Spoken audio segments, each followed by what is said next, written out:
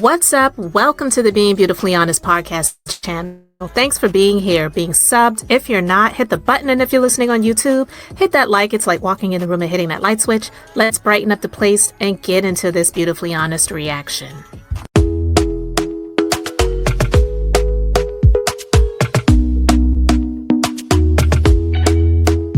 Talk to me nice, talk to me honestly. Look in my eyes, don't let it fall on me. Say you're good, make me believe it. Don't wanna hear it, I wanna see it. See how rewind when we rewind.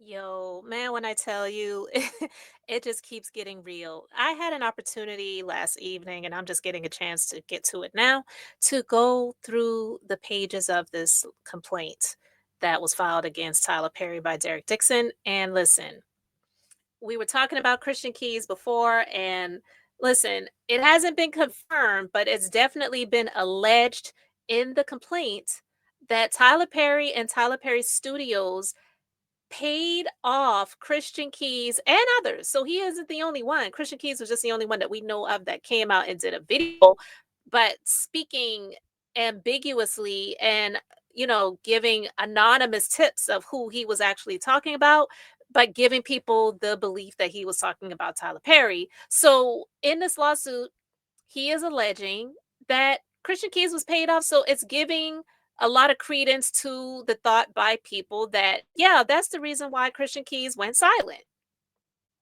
So let me share my screen because I'm going to show you guys this part of the complaint. All right. So hopefully you can see my screen here. But here we are. This is page 43. And number 262.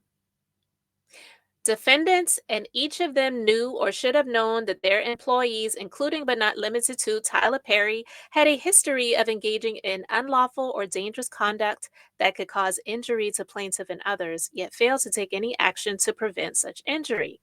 In fact, it is alleged, so again, like I said, it's an alleged that Christian Keys and others, see right here, may have been subjected to the same sexual harassment and TPS that's for Tyler Perry Studios, knowingly covered up the harassment to protect Mr. Perry.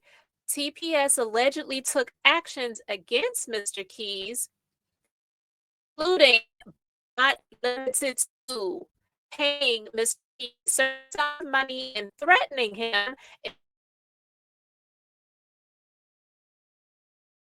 11 times defendants and each of them and their managerial employees or agents knew or reasonably should have known conduct in violation plaintiff's rights in state and common law. At all relevant times, defendants and each of them and or managerial employees or agents knew or reasonably should have known that the ledger and would and did approximately result in physical injury, emotional distress to plaintiff. All relevant times, each of them and or their managerial employees, agents knew reasonably should have known that intervene to protect plaintiff and adequately supervise, prohibit, control, regulate, discipline, and or penalize the conduct of defendants' employees as alleged herein. Other defendants and defendants' employees perceived the conduct and omissions as being ratified and condoned. Listen, guys, this is an employment situation. I know some people want to make this out to be just a situation with regards to some random person that was being courted by Tyler Perry, and some don't care if Tyler Perry is gay, some do care if he's gay, whatever, but this is ultimately just a situation where it was a man and another man and their personal business. But this is employment stuff. This stuff should not have been happening. And unfortunately, Tyler Perry, at a lot of different times, he's just shown his lack of professionalism all across the board. in a number of different areas, not even something that would be seen as a civil complaint or even a criminal complaint, but just him saying that he does all of the writing for all of his shows. Why don't you have some other people writing the scripts? Maybe that is a an example of where he does not really know how to treat things professionally, because why are you doing it all? So he would, in my personal opinion, cross those professional lines and blur those professional lines to become too personal with people, like Derek. So again, this is alleged in the lawsuit, but a lot of people believe this to be true. And just for old time's sake, let's go back to Christian Key's video. I wasn't going to do this, but I just decided to do it. I'm just going to play a little bit of this video. Your heroes. Please continue to guide and protect us as only you can. Everybody that's watching, it's not a presentation. If I see 11:11, I try to have another conversation with God. So thank you, Heavenly Father. I appreciate you. We love you. We thank you. In Jesus Christ's name we pray, amen. That's interesting. But there are people that will and have and will continue to, unfortunately, offer these things. And some of them are your heroes. Some of them are people who you're like, oh yeah, such and such is amazing, and he does this and he does that. Yeah, but he also does this and that. At some point soon, it's gonna have to come out. I've kept one of these on me since '05. Whether it's a keychain recorder or a pen, because most predators would check your phone. And once the sexual harassment started, I was like, well, I got to protect me, because I'm saying no, and I don't want this person, as powerful as they are, to try to get in the way of my work. So I started recording. So I have them offering me money to take my clothes off. I have recordings when I wasn't working with them or for them. I have recordings of them confessing that, the other guys that they have on the payroll, all the above. And the difference is, the wonderful thing about confidentiality agreements and non-disclosure agreements is that they can't prevent you from turning all of those things over to the police, because sexual harassment is a crime. Attempted sexual assault is a felony. And Tams, you literally just asked, why do we as black people have to deal with that? But sometimes it's our own people. Sometimes it's our own heroes. Sometimes it's the very people we deify, and we look up like, oh, they're doing so much. No, they're also doing this. And my only reservation about naming the people, there was directors along the way like, hey, you read for this, that, and the other. You want to come back up to the apartment? I'm like, nah, I'm good. You got my headshot, my resume. I'm good. If I can handle that or not. I can kill that, but I don't need to come up to your apartment. We already had the audition. There's other people that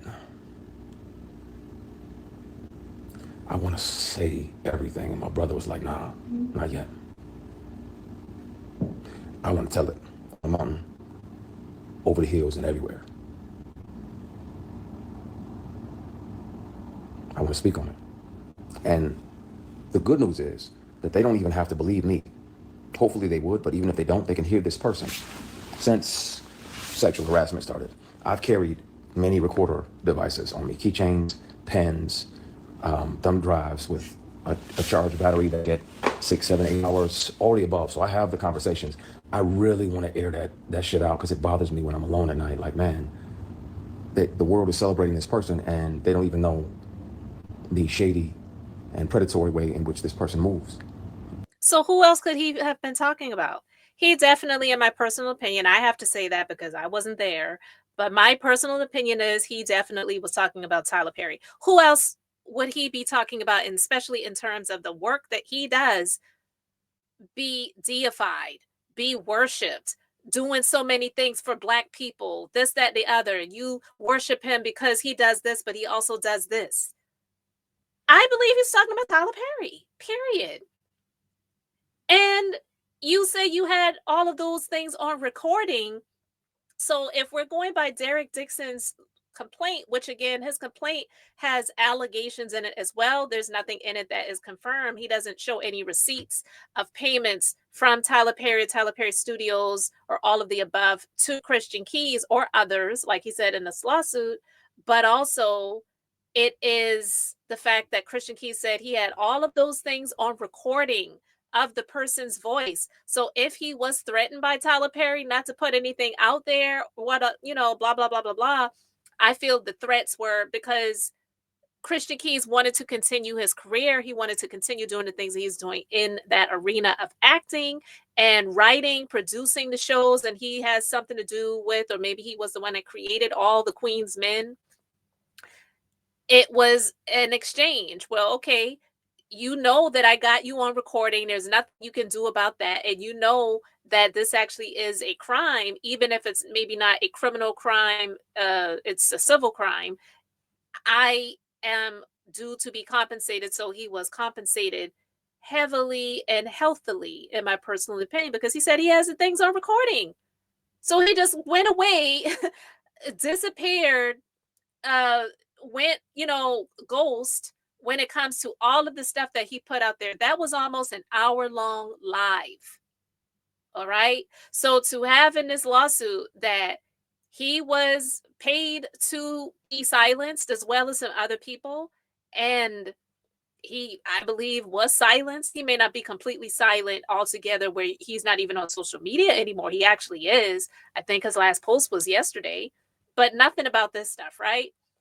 Listen, guys, this Derek Dixon lawsuit, I believe it is explosive in the world of Tyler Perry and Tyler Perry Studios. And like I said before, it's not about us trying to wish harm on him or anything like that. At least I can say that for me and most people. There are some people that are hoping that he just goes into oblivion, and I am not saying that about him, but it is not okay to be in a position of power and subject your power over people that just really want to work and be able to make money, and they don't want to screw you, or they don't want you to screw them, literally, and you have to take it there.